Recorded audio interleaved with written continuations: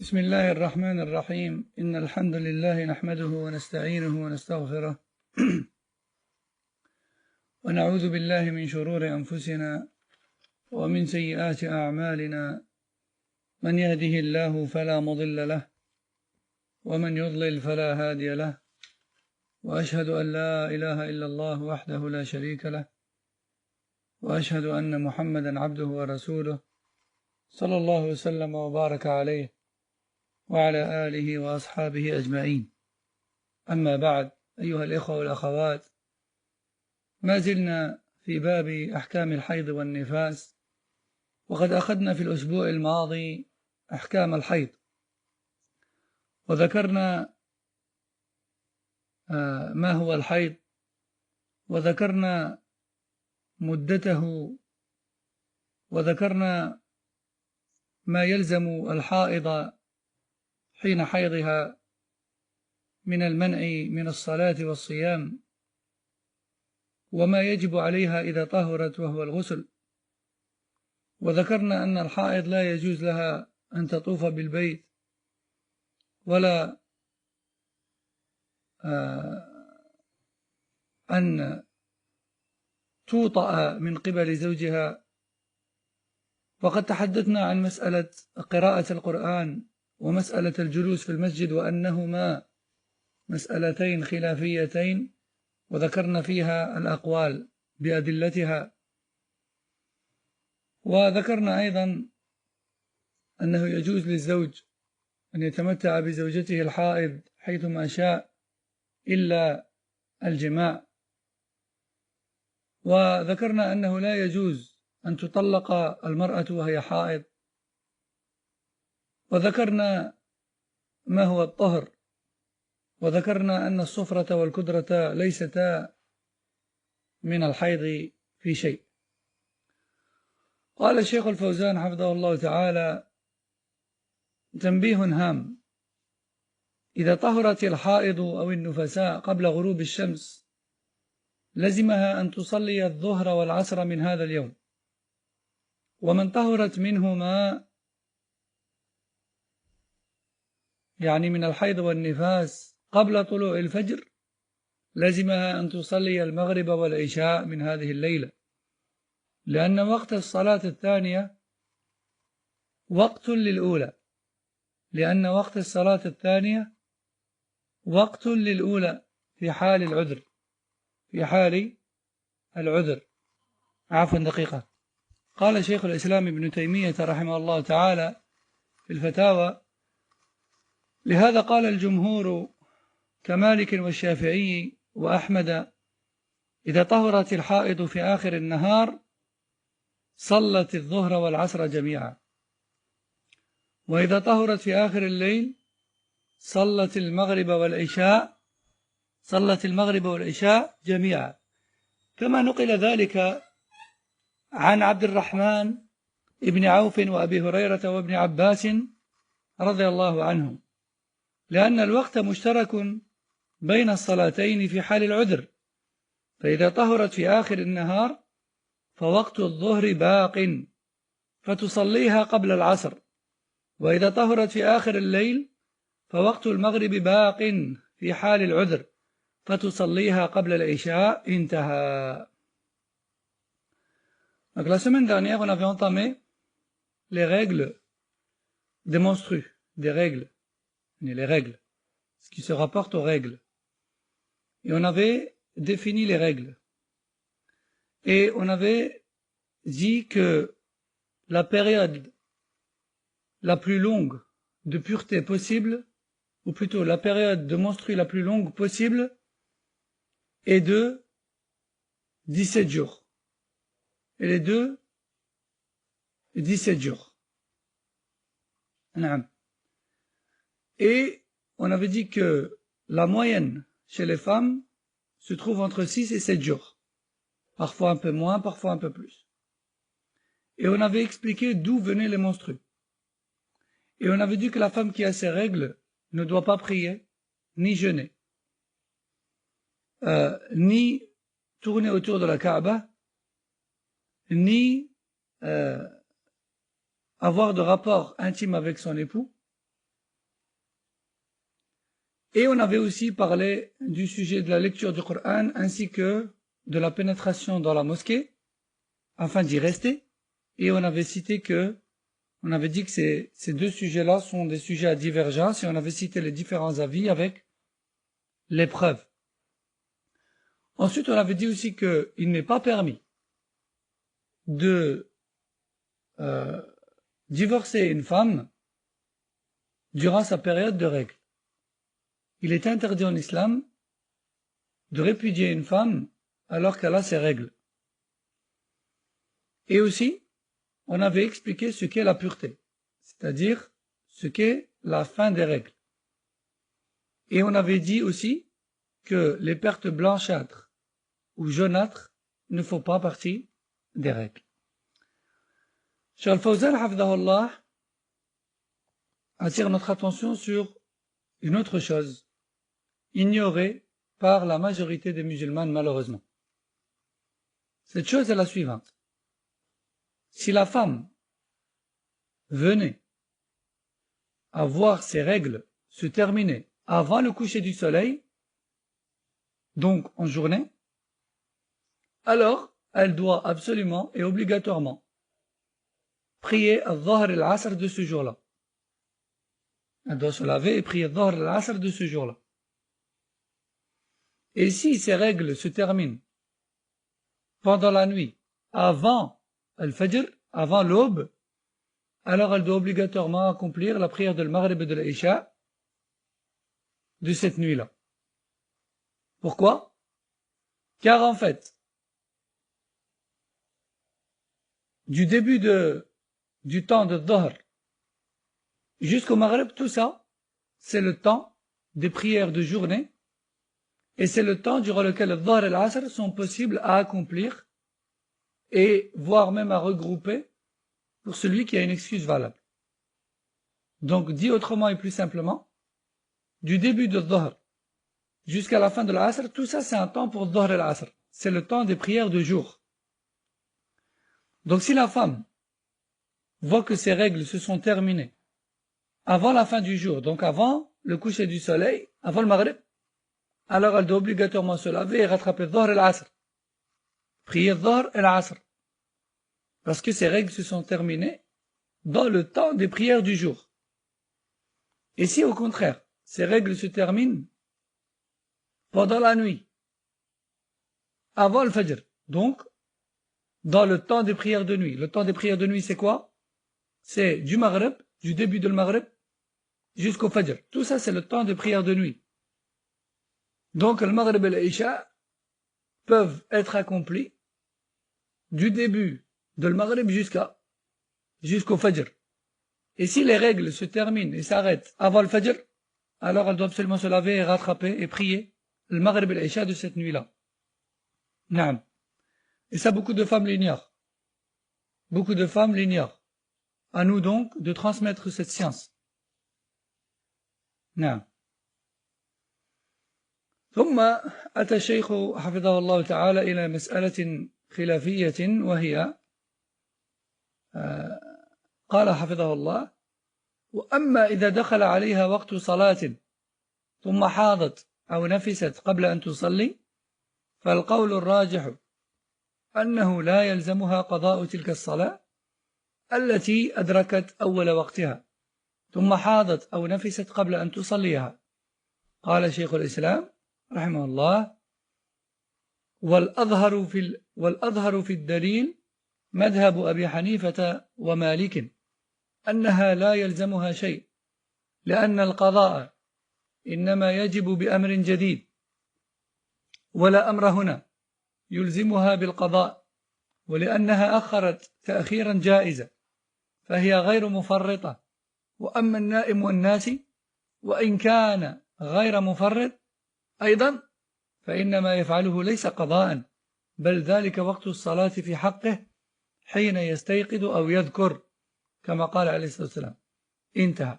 إذن أيها الإخوة والأخوات، قد اختلف أهل العلم في هذه المسألة، فقال بعضهم بأنها لا تقضى لأن الصلاة واجب وقته موسع فلا قضاء عليها، وقال آخرون أنه ما دام دخل الوقت قبل الحيض وجب عليها أو وجبت عليها تلك الصلاة، لقوله صلى الله عليه وسلم إن الصلاة كانت على المؤمنين كتابا موقوتا، وحديث من أدرك ركعة قبل الغروب فقد أدرك الصلاة. وقال آخرون إذا أخرت بتفريط حتى جاء الحيض قضت، وإن لم تؤخر بتفريط وإنما بعذر فلا قضاء عليها، وهذا قول الشيخ بن باز رحمه الله تعالى. Donc, Cheikh Al-Fawzan a abordé un autre sujet à divergence qui est le suivant. Si le temps de la prière commence, mais que la femme n'accomplit pas la prière dès le début du temps, et subitement ses règles surviennent, que doit-elle faire? Est-ce qu'une fois les règles terminées, elle devra rattraper cette prière-là? Oui ou non? Non. Et donc, les savants, sur cette question, ont divergé en 3 avis. Un premier avis dit que,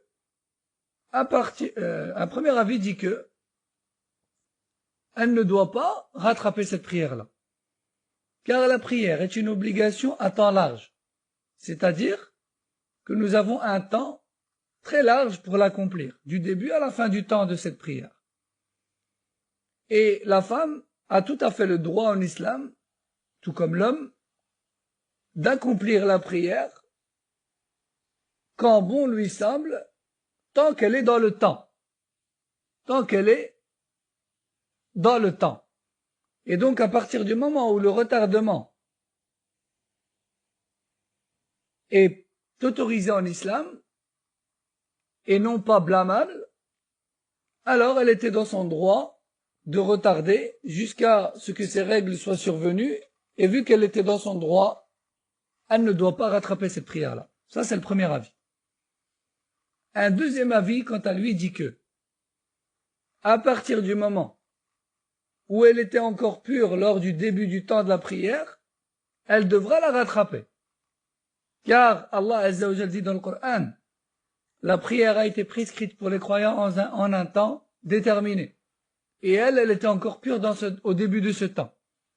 Également le hadith du prophète sallallahu alayhi wa sallam, dans lequel il dit, celui qui parvient à accomplir au moins une raka'a du asr avant le coucher du soleil, alors il est considéré comme ayant accompli son asr dans son temps. Donc ça prouve bien que même si on est à cheval sur les 2 temps, eh bien à partir du moment où on est parvenu à faire une raka'a dans le temps, on est bon. Pareil ici. Si la femme qui a eu ses règles au début du temps de la prière, si elle a eu le temps à peine de faire une raka'a au moins avant que les règles ne surviennent, alors cette prière-là la concerne et elle devra la rattraper. Naam. Donc, ça c'est le deuxième avis. Premier avis, je répète, premier avis dit qu'elle était dans son droit de retarder, elle n'est pas blâmable et elle ne doit pas rattraper. Le deuxième avis dit que dès lors où elle a eu suffisamment de temps pour faire au moins une raka'a, elle doit la rattraper. Et un troisième avis qui est entre les deux, qui est d'ailleurs choisi par Cheikh Ben Baz rahmallah à notre époque, dit que si la femme a retardé sa prière et ne l'a pas accomplie dès le début du temps, pour une raison valable, et que ce n'était pas une prise à la légère de sa part, elle ne doit pas rattraper cette prière-là. Mais si elle a retardé par paresse et par prise à la légère et par paresse, alors dans ce cas, elle devra la rattraper. Naam. Donc ça c'est un sujet, une question très importante que la femme doit connaître. Donc voici les 3 avis avec leurs preuves. Et à chacune d'entre vous de sélectionner l'avis qui vous semble le plus conforme aux preuves et le plus convaincant, et non pas l'avis qui vous arrange le plus, bien sûr. طيب وهكذا نكون قد انتهينا من أحكام الحيض. نكون قد انتهينا من أحكام الحيض. ونأتي الآن إلى أحكام الاستحاضة. Donc ainsi, on a terminé, alhamdulillah, les règles des menstrues, de façon résumée, et nous allons entamer les règles liées aux métrorragies. الاستحاضة سيلان الدم في غير وقته على سبيل النزيف من عرق يسمى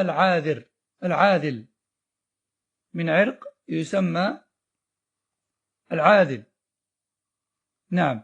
إذن هذا الدم سببه عضوي. والمستحاضة أمرها مشكل لاشتباه دم الحيض بدم الاستحاضة، فإذا كان الدم ينزل منها باستمرار أو غالب الوقت، فما الذي تعتبره منه حيضا وما الذي تعتبره استحاضة؟ لا تترك من أجله الصوم والصلاة، فإن المستحاضة لها 3 حالات. الحالة الأولى أن تكون لها عادة معروفة لديها قبل إصابتها بالاستحاضة، بأن كانت قبل ذلك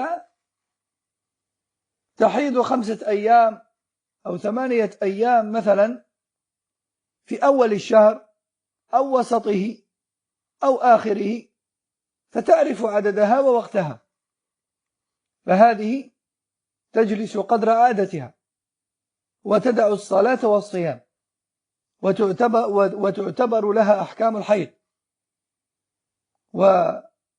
فإذا انتهت عادتها اغتسلت وصلت، واعتبرت الدم الباقي دم استحاضة، لقوله عليه الصلاة والسلام لأم حبيبة: امكثي قدر ما كنت، أو امكثي قدر ما كانت تحبسك حيضتك، ثم اغتسلي وصلي. رواه مسلم.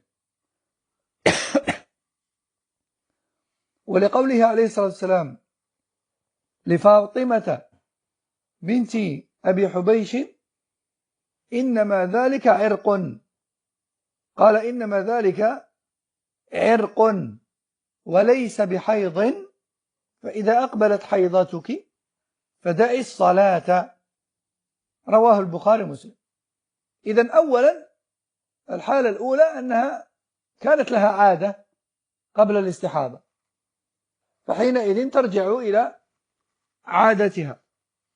الحالة الثانية إذا لم يكن لها عادة معروفة لكن دمها متميز، بعضه يحمل صفة الحيض بأن يكون أسود أو ثخين أو له رائحة، وبقيته لا تحمل صفة الحيض بأن يكون أحمر ليس له رائحة ولا ثخين، ففي هذه الحالة تعتبر الدم الذي يحمل صفة الحيض حيضة، فتجلس وتدع الصلاة والصيام، وتعتبر ما عداه استحاضة، تغتسل عند نهاية الذي يحمل صفة الحيض، وتصلي وتصوم، وتعتبر طاهرة، لقوله عليه الصلاة والسلام لفاطمة بنت أبي حبيش: إذا كان دم الحيض فإنه أسود يعرف، فأمسكي عن الصلاة، فإذا كان الآخر فتوضئي وصلي. رواه أبو داود والنسائي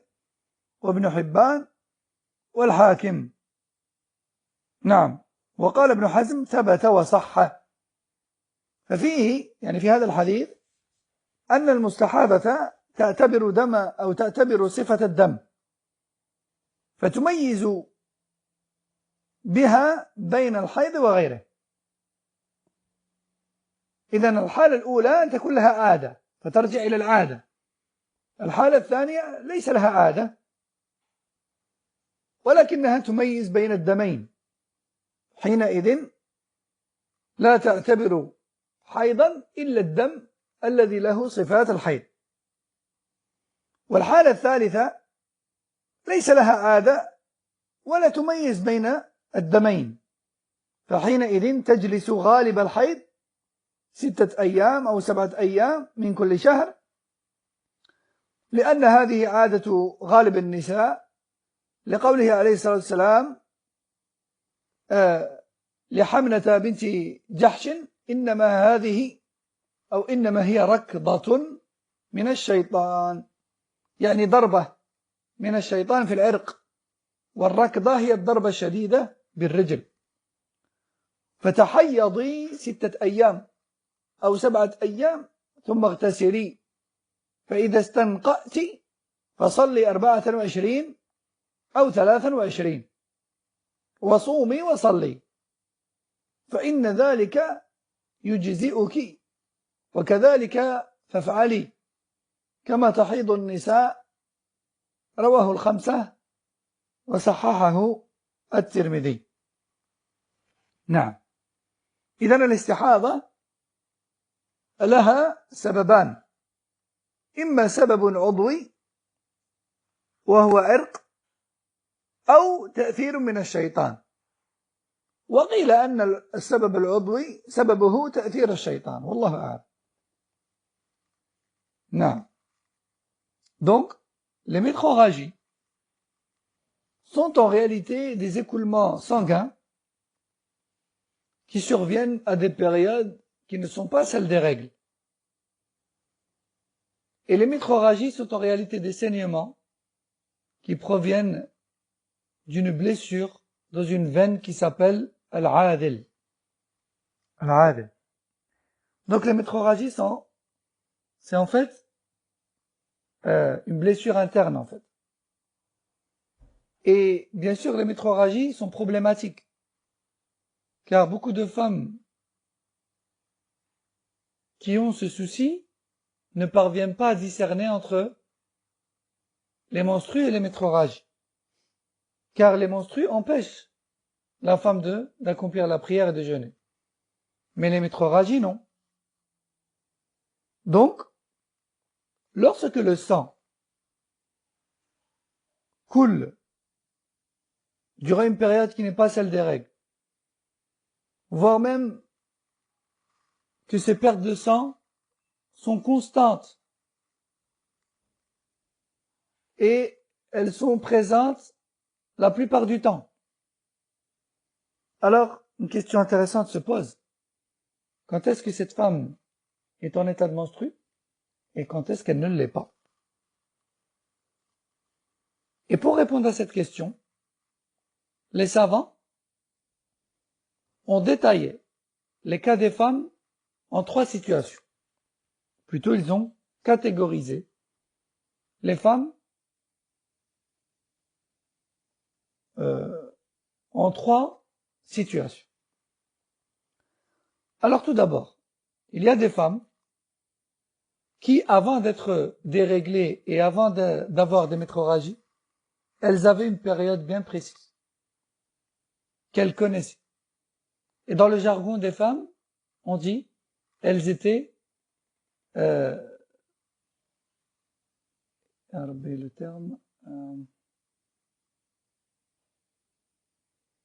le terme m'échappe, mais elles avaient, c'est-à-dire qu'elles étaient bien réglées, dans le sens où elles avaient leurs règles toujours à la même période et pendant la même durée. Et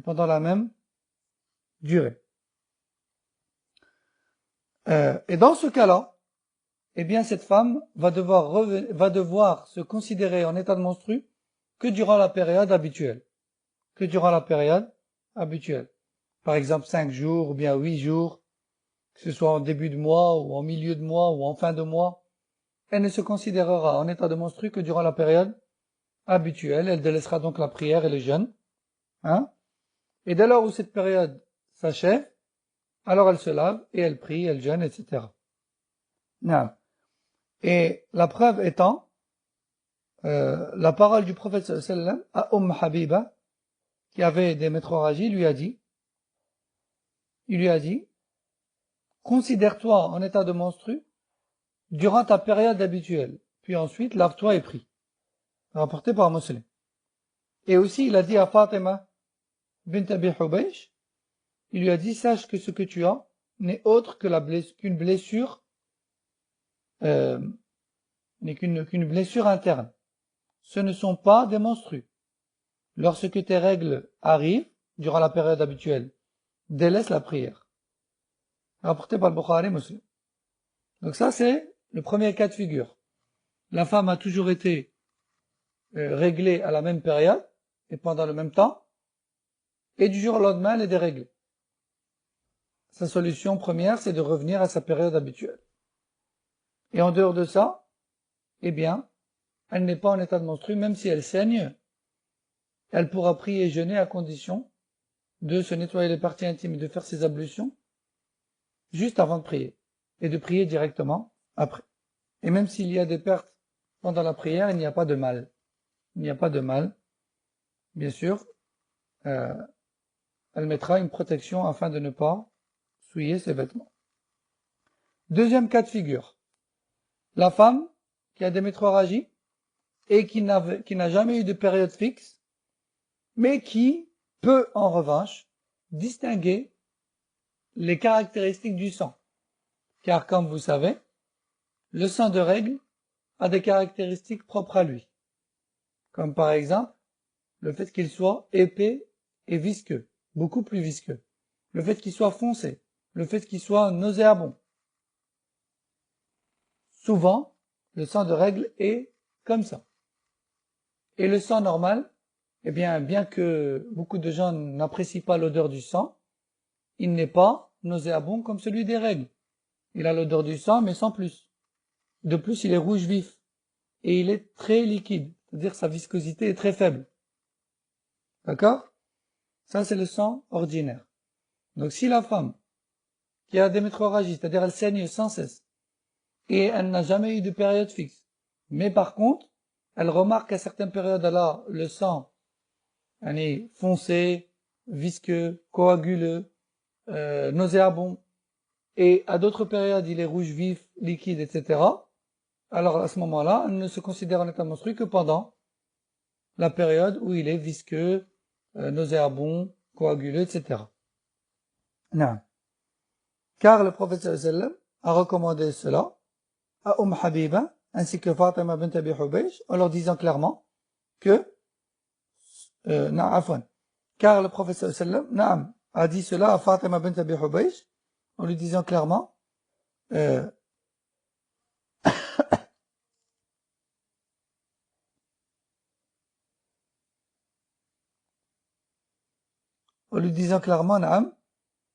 lorsque tu reconnais le sang de règle qui est foncé, alors délaisse la prière. Et lorsque tu vois du sang ordinaire, alors fais tes ablutions et prie. نعم. الحالة الثالثة إذا لم يكن لها عادة ولا صفة تميز بها الحيض من غيره فإنها تجلس غالب الحيض. Donc dans la troisième situation, troisième cas de figure, elle n'a jamais eu de période fixe et elle ne parvient pas à distinguer entre les deux types de sang. Alors dans ce cas, elle n'a plus qu'une seule solution. Quelle est-elle? De décider d'une période moyenne chez les femmes durant laquelle elle se considérera en état de règle. Par exemple, les 6 ou 7 premiers jours du mois, ou les 7 ou 6 ou 7 jours du milieu du mois, ou à la fin du mois. Al-Muhim a choisi une période moyenne de règle chez les femmes, et pendant cette période-là, elle ne prie pas et elle ne jeûne pas, et pendant le reste, elle se purifie et elle prie normalement. Car le prophète sallam a dit à Hamna bint Abi, ou binti Jahshin, Hamna binti Jahsh, il lui a dit, sache que ce que tu as n'est autre qu'une blessure interne provoquée par le shaitan. Considère-toi en état de menstru pendant 6 ou 7 jours, et ensuite lave-toi, et prie pendant 24 ou 23 jours, et jeûne comme tout le monde. Et cela te suffira. Et cela te suffira. نعم. فالحاصل مما سبق أن المعتادة ترد إلى عادتها والمميزة ترد إلى العمل بالتمييز، والفاقد لهما تحيض 6 أو 7. وفي هذا جمع بين السنن الثلاث الواردة عن النبي صلى الله عليه وسلم في المستحاضة. نعم. Donc, en conclusion, la femme qui a des métrorragies, c'est-à-dire qui est complètement déréglée, qui saigne à tout moment, sa première solution, c'est de revenir à sa période fixe, connue, en temps normal. Si elle n'en a pas, alors elle tente de distinguer entre les deux types de sang. Si elle n'y parvient pas non plus, alors elle n'a plus qu'une seule solution, qui est de se considérer en état de menstru pendant 6 ou 7 jours dans le mois, et de prier et de jeûner durant le reste des mois, après s'être purifié.